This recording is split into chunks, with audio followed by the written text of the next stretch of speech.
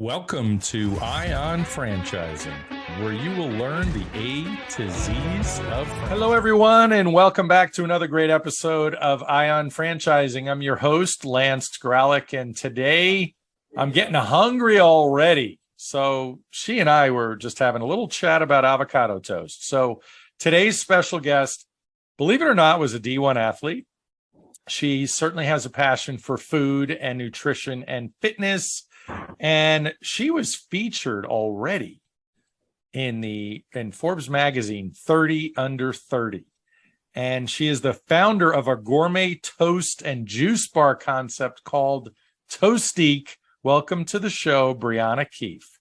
Thank you. Thank you so much for having me.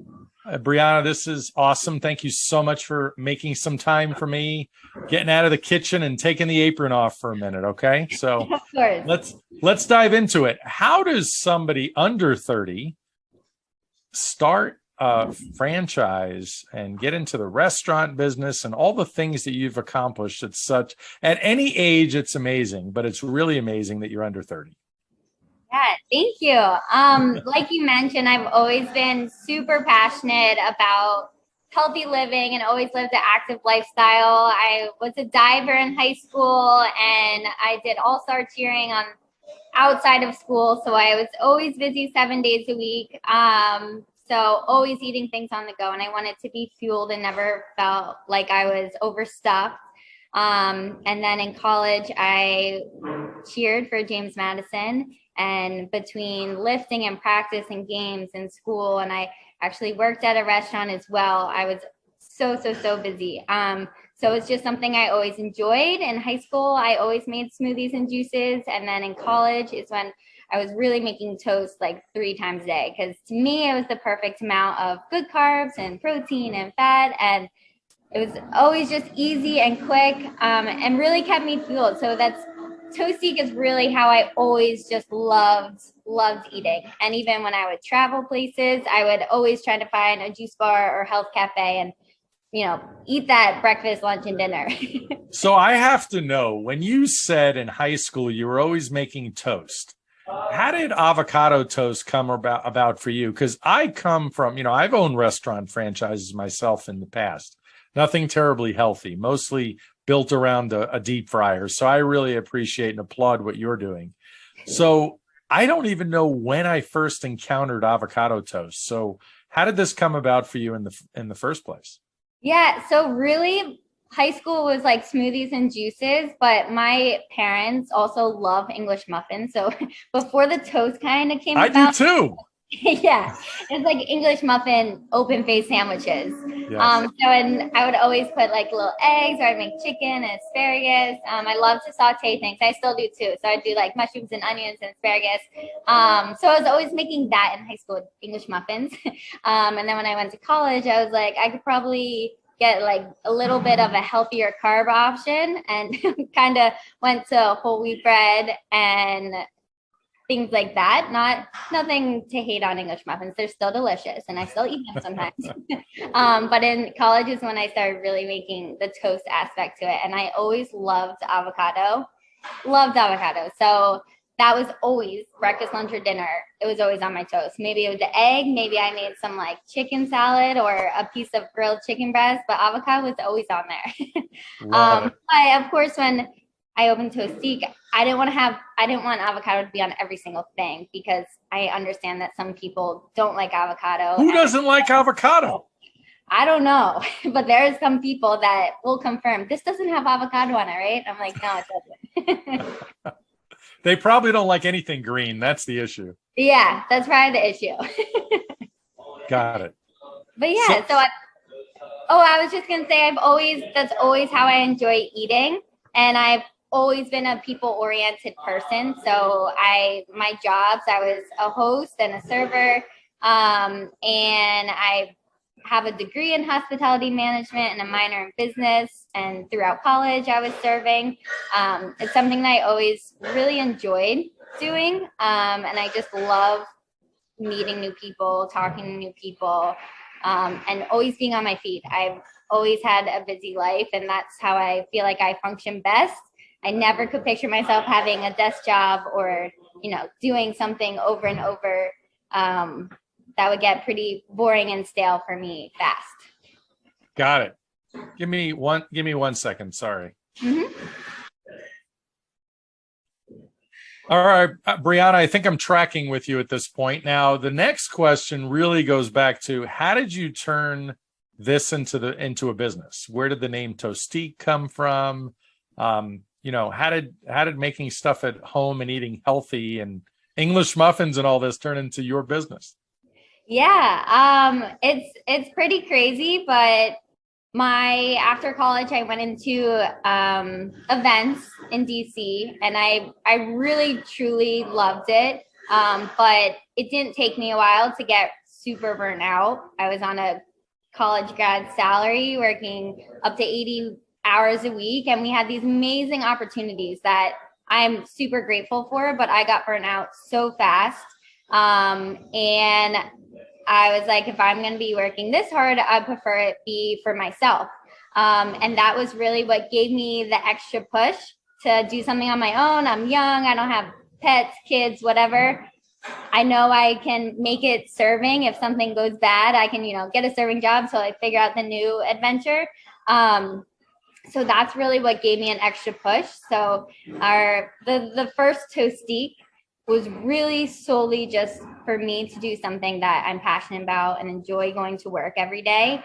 And, I never, ever, ever dreamed that Toastique would be doing what it's doing. And so toast, of course, I think that's our specialty. That makes up, depending on the location, 40 to 60% of our sales. And that's what I wanted to put a focus on, because I have never been to a place where solely they put a focus on toast. You'll see it on the side of avocado toast, side of peanut butter toast.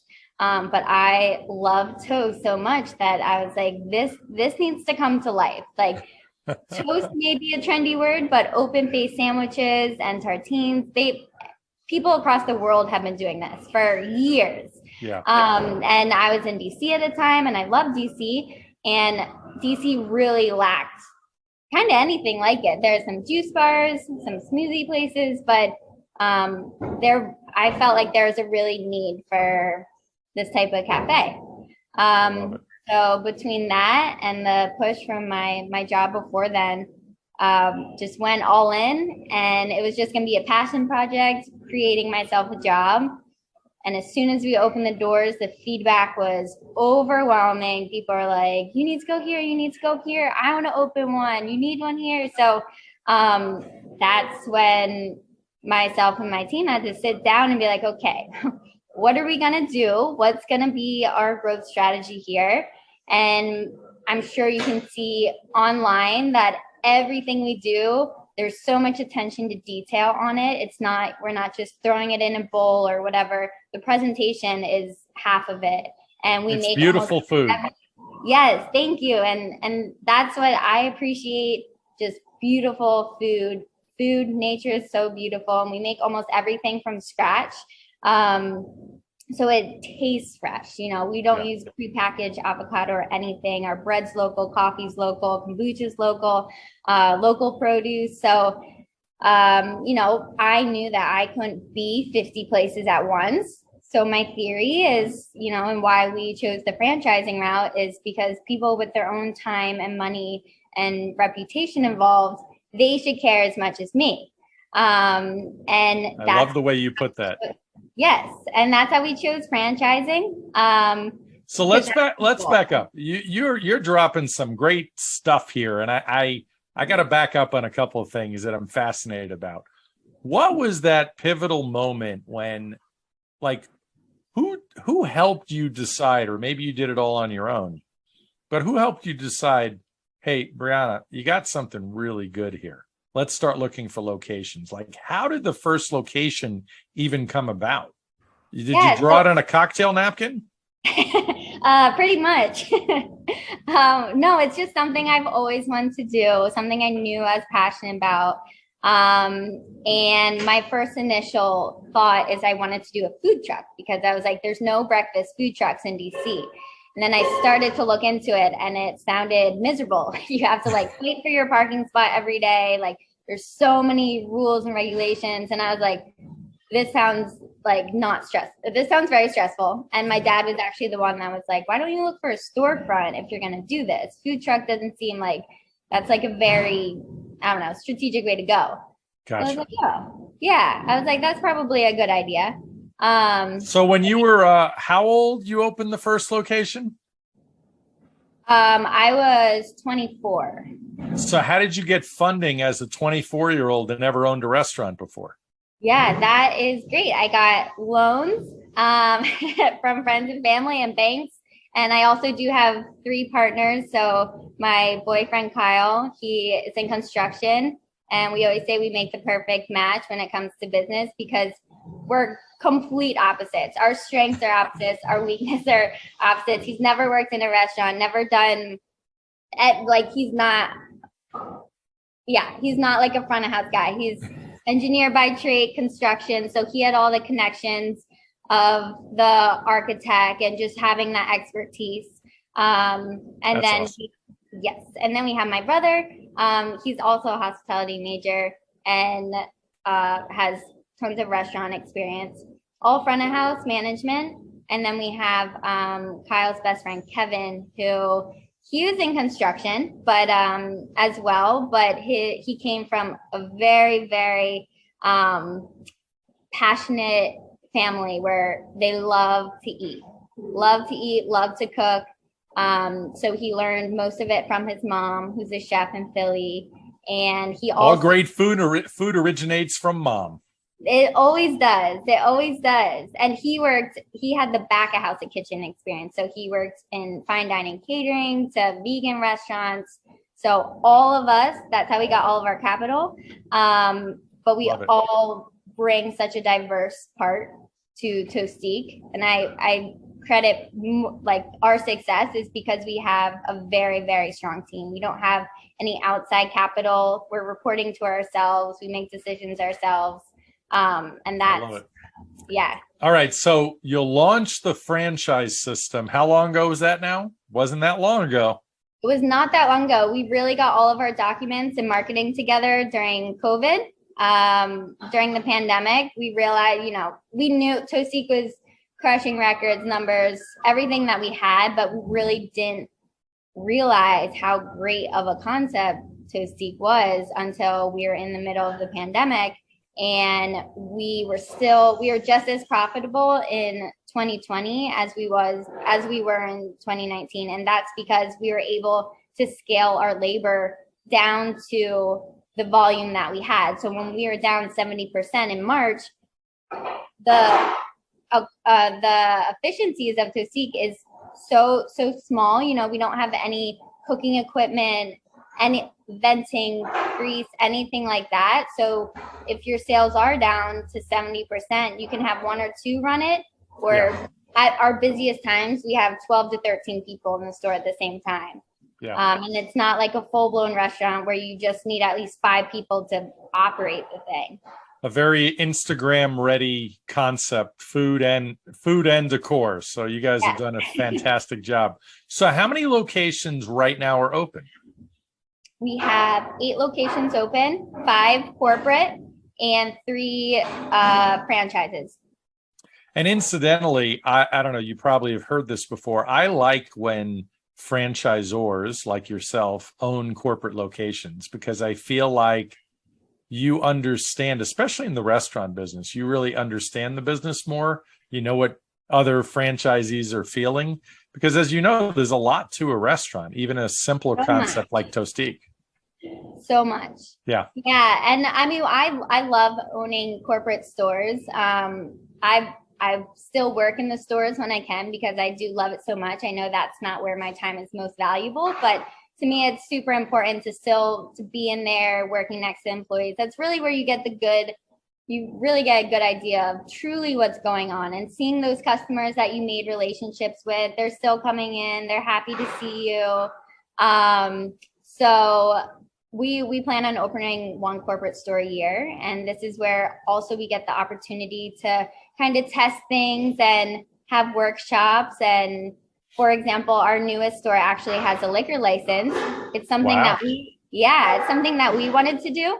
But also our franchisees were asking, oh, have you considered adding like wine or beer? So we want to test it out. We want to do a nice fresh cocktail list, and you know, we can experiment it with before we have someone else try it. We want to try it ourselves first. I love it. What's worked, what doesn't. So what's the square footage of a typical store? What is the latest prototype there? Yeah, so our operating stores are from 1,000 square feet, which is super small, up to our biggest one is 2,200 square feet. So our sweet spot right now is I would say around 1,200 to 1,500 square feet. But, you know, it depends. It depends on the location. You know, if we're going on a boardwalk or somewhere where we won't need as much seating, we could definitely size down. But we do like to have a nice area, warm, inviting place to sit as well. Love it. So what is the investment? I know in restaurants, it depends what type of space you find, whether it's been a restaurant or not, or anything for that matter. It could be a real estate. They call it a vanilla shell or a second generation space. So what's the investment range for something like a Toastique?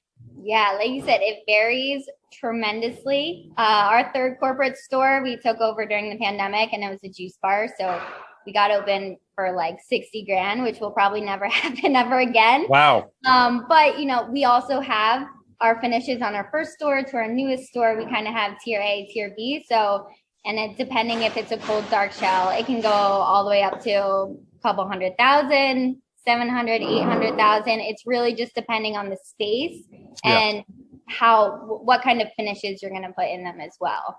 Yeah, got it. I like how you say cold dark shell. Yes. So for those of you exactly what it sounds like. For those of you listening at home, that's real estate terminology that Brianna's dropping here, you know, for commercial real estate. So who are you looking for in a franchisee? And better yet, who are you not looking for in a franchisee? It's always some of, you know, my favorite questions for especially newer franchisors, because, you know, you get a lot of people interested in you when you got a hot concept like yours. And I'm sure there are plenty of people who are like, I don't think they're going to be a good franchisee. And so tell me some stories. I'm sure you have them. Yeah, I mean, so far so good for the most part. I think it's going to come when we have a few and I'm going to be like, oh, I don't want that characteristic in a partner again. Or be like, oh, I do want that. But no, really what I'm looking for is someone that wants to put an apron on in the kitchen, be the face of the brand. People have already came to us with a lot of money wanting to open a bunch of them, but that's not what we want. My job and my biggest focus is to protect the brand as we grow. And being such a young brand, there's no room for error. We want people that are going to be in the store, that can build a team, that can lead a team. So of course, the goal for most people is not to create yourself a job, but to be an extension of the brand and have multiple stores. So that's what we're looking for. People with a lot of work ethic, knowing it's going to be difficult, but it's going to pay off. We're giving you everything to succeed, and really just having a great personality. That sounds so lame, but you know, we're giving you everything. But if you're a people person, you can touch tables, you know, people enjoy being around you. That's part of it. And we really want someone that aligns with us and Toastique. And, you know, this is not semi-passive income or anything like that. I know how much time and attention goes into the brand, and it just will not work, you know, unless you have a lot of restaurant experience and you know people that you can pull from already. But Toastique is definitely not a business you can just throw money into and think it's going to run. Just not. So that kind of also answers what type of partners we don't want. We don't want people to think of this as passive income or just adding something to their portfolio. Because I think also too, we aren't a full-blown restaurant, but we have the full prep of a restaurant, and we do the volume of like a restaurant most of the time. So we try to be very transparent with that. from the beginning, because we're way more than just a juice bar. So just knowing it's going to be a lot of work, nothing's difficult, but there's a lot of stuff you got to stay on top of, and inventory and customer service, and everything about Toastique is all in the details and the experience. Talk a little bit. By the way, I love the way you call your franchisees partners, because really that's what they are. They're investing in your brand, they're believing in you, and that's awesome, which really tells me a lot about your culture. So tell me about training. How does training work? I mean, that's a big component of these things. Yes, training is the most important thing. And, we want someone to have the same experience, whether they're in DC or California or Texas, wherever they are. It needs to look the same, taste the same. The music needs to be the same. Everything about it, they need to receive the same experience. They need to feel welcomed by everyone. And customer service and the people aspect of it, if you can't tell, is a huge part of it. It's an open kitchen. So everyone just has to know everything and be friendly and multitask.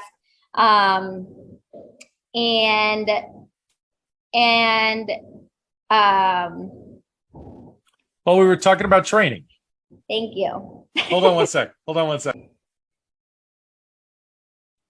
So Brianna, with the franchisees and training, they have to come to you or come to a Toastique corporate store to train first before their store opens, right?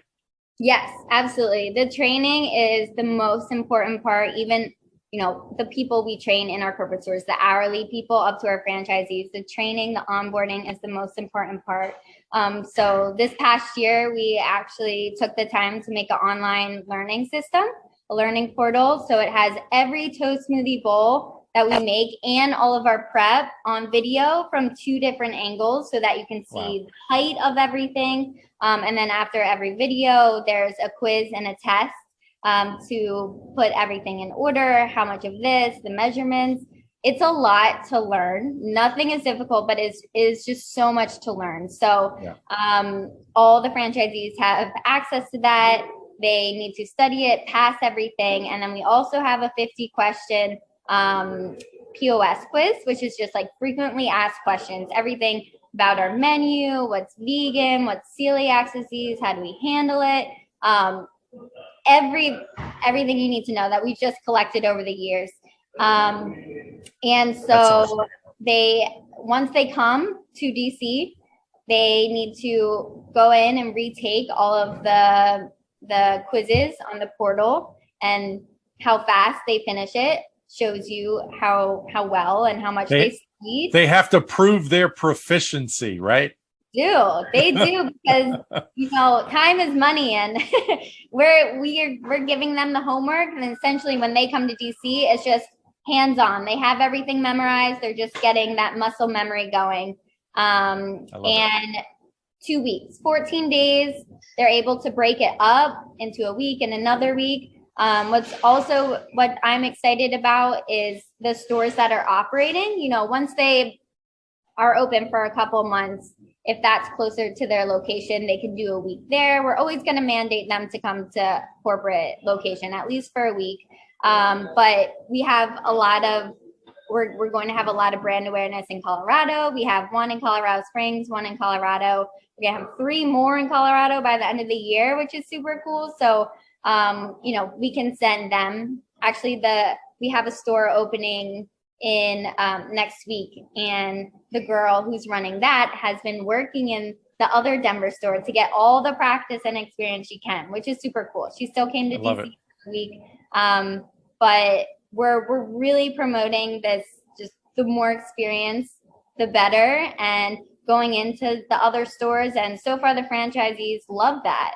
They're like, yeah, you come in, because you have an employee that's training, but they want to absorb everything, and they're going to be reliable, because it's only going to benefit them when they open their store too. So do you have a lot of female franchisees? Sorry? Do you have a lot of female franchisees? Yes. I don't know the percentage, but I would probably say I have a few more female franchisees. And are they signing on for a single unit, or have you gotten quite a few multi-unit deals? Sounds like you've gotten some multi-unit. Yeah, most of them are multi-unit besides 3 or single.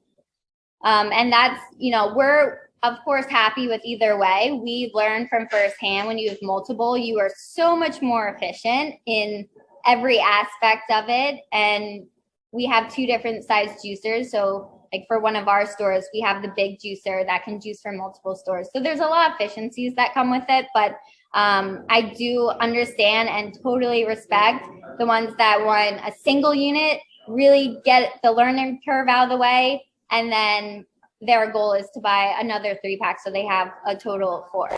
Yeah.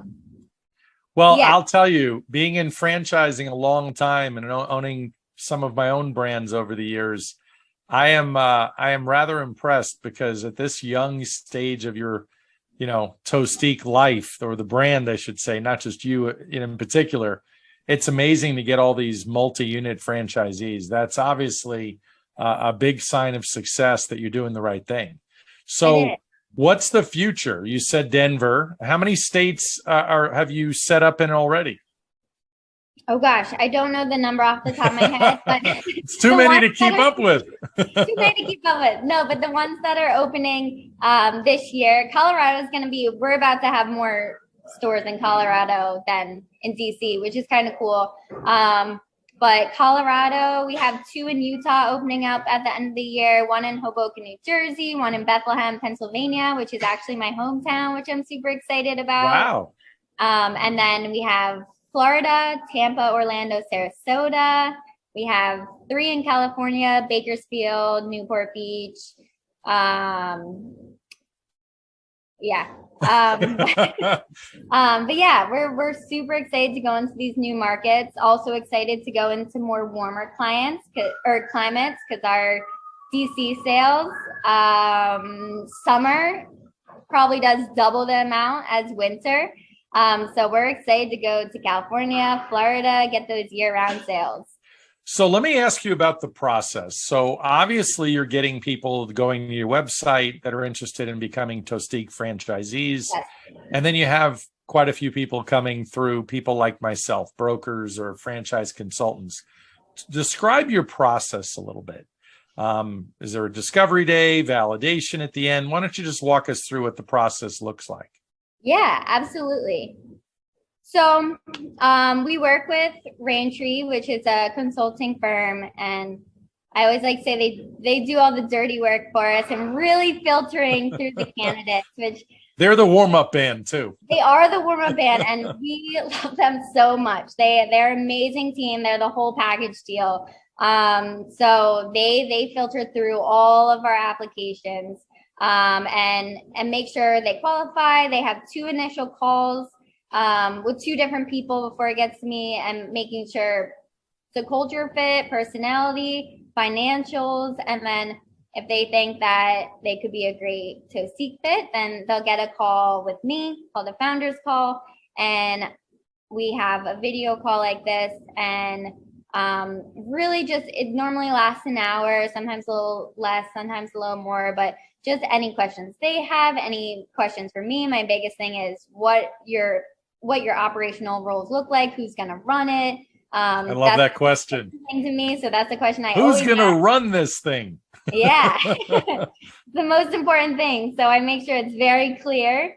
And I feel like I can read people very well, even though it's through video chat, but just their mannerisms and stuff and the way they answer. And then if I like them, then we'll invite them to Discovery Day. And it's always so fun. We visit all of our stores, and we always started our first one, 1,000 square feet, up into our newest one. So they can kind of see how it evolves. They get to see everything in action, which is cool. And it gives them a deeper look into what that looks like, what our kitchen looks like, how many people we have on.